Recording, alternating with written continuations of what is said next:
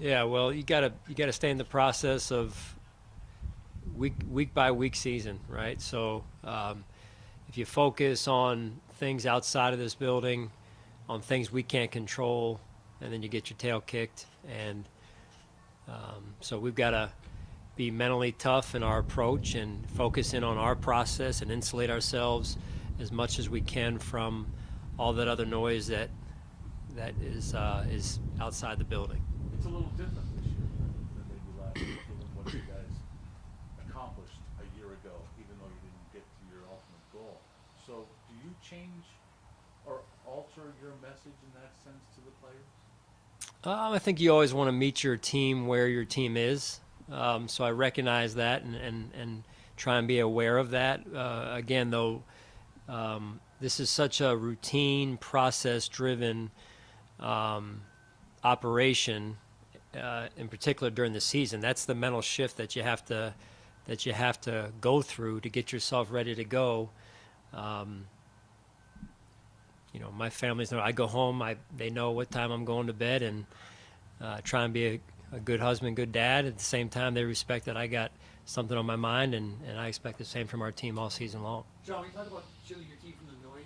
Is it harder when the noise is so positive to where, just naturally as a human being, you want to seek that out here, as opposed to when it's negative, it's easy to say, I want to shut that out. But this, like Sal said, this is almost entirely positive for you guys. I think you go back, though, also to, again, I keep going back to the routine, to building yourself through the week to get yourself ready to go. And whether it's positive or negative, it all becomes noise and can pull away from what you're trying to accomplish. And I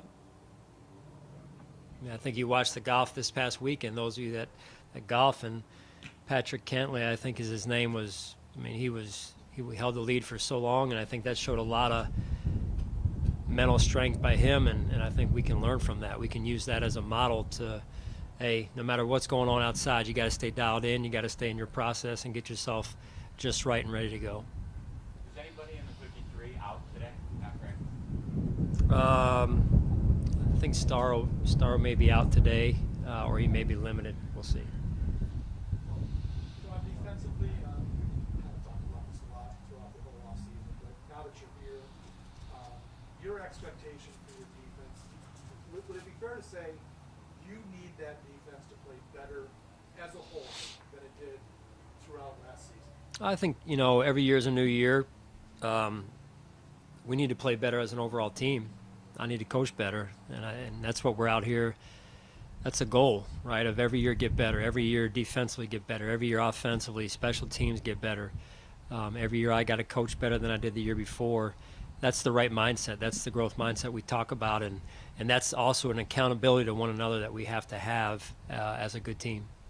I'm assuming Levi Wallace has retained his job opposite Trey.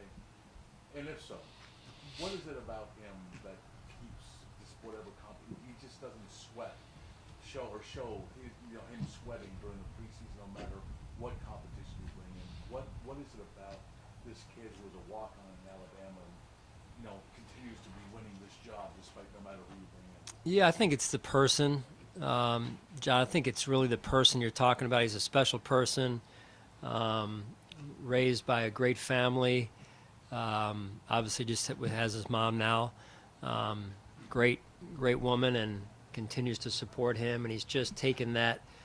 I never met his dad when his dad was alive, but he's taken that, I'm sure, from his parents, and he's just got an incredible amount of poise about him and steadiness, if you will.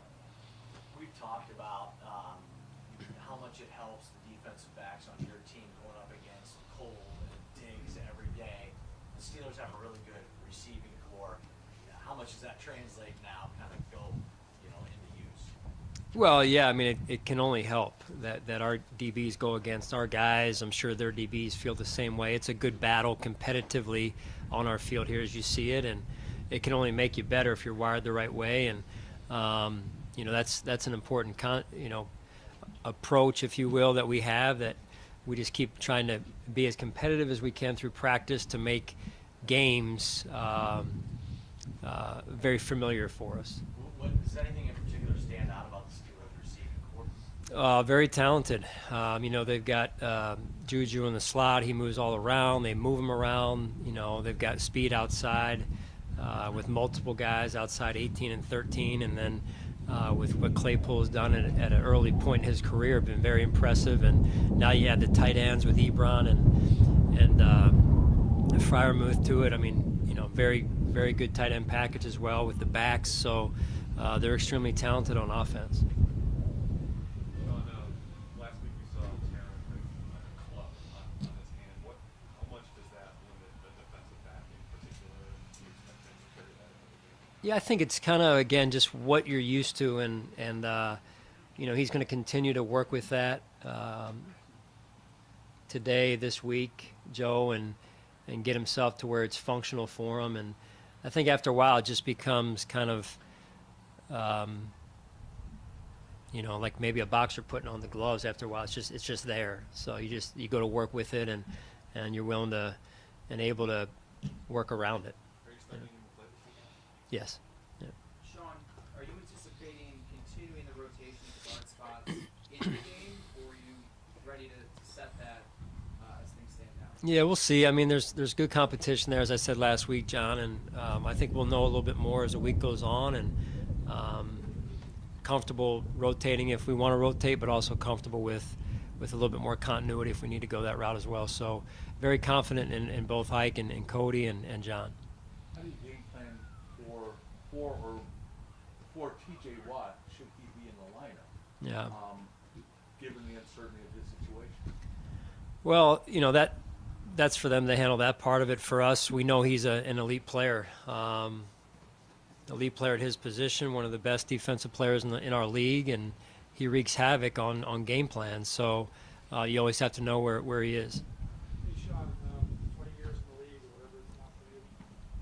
Your top four, maybe your top five receivers, as a group, can you maybe recall a group that potentially is that good talent-wise, what they could possibly do in your time? Have you seen a group like that along the way?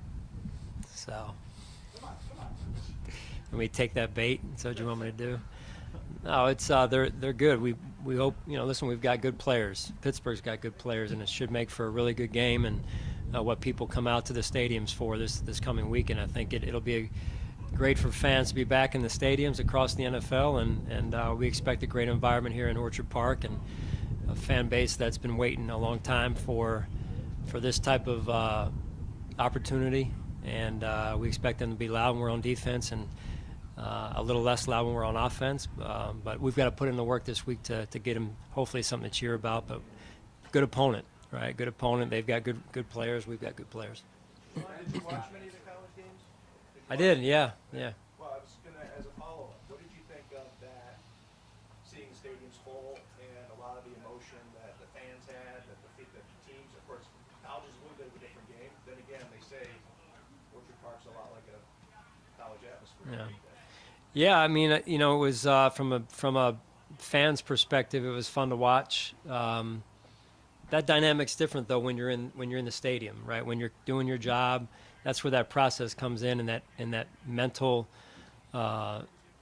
awareness, focus, whatever you want to say it, and that's what we're here to do. That's part of our lead up to the weekend, and to doing our job at a high level is getting yourself through that process one day at a time. And but as a fan, you can kind of sit back and watch and appreciate, from a fan standpoint, being back in the stadium and everything. There's a lot of great environments in college football this past weekend.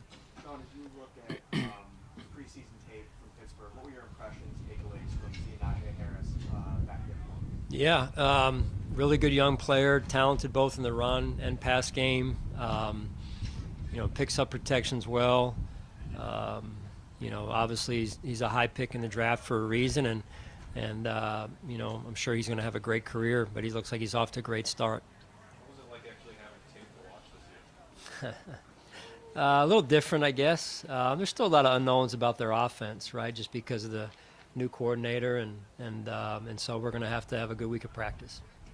For your own team, guys, going into year two, how much did that help to have a more regular off season to see what they can do, and what did that with our players going into year two, the ones that had a off season, you mean? Is that Right. yeah? I mean, this is the first year for some of those guys, even through 3 years, of having a normal off season. The habits that go along with having a good productive off season. So that's why we have our development team, our medical team, our strength and conditioning team, and they did a phenomenal job. Sean, as you guys head into this season, you have the same core of the defensive backs together yet again. When we spoke to Levi Wallace last week, he just said how unique it is to be a part of a core that has been together throughout several seasons, and you guys have had to make an effort to actually keep them together, contract extensions, etc. Why is that so important to have that core together, and how do you think, entering another season, they're just going to get even better? Well, I think the continuity is the key piece. Brandon did a good job making sure that was in place. But continuity doesn't win games either. So you got to put the work in. You got to make sure you're on the same page and continue to, as I think it was Sal asked earlier about, we got to continue to get better and grow. And you can never stay the same. You got to keep getting better, and that's something you got to be very intentional about every day. And I know those guys are. That's good. All right. Thank you. Thanks, Sean.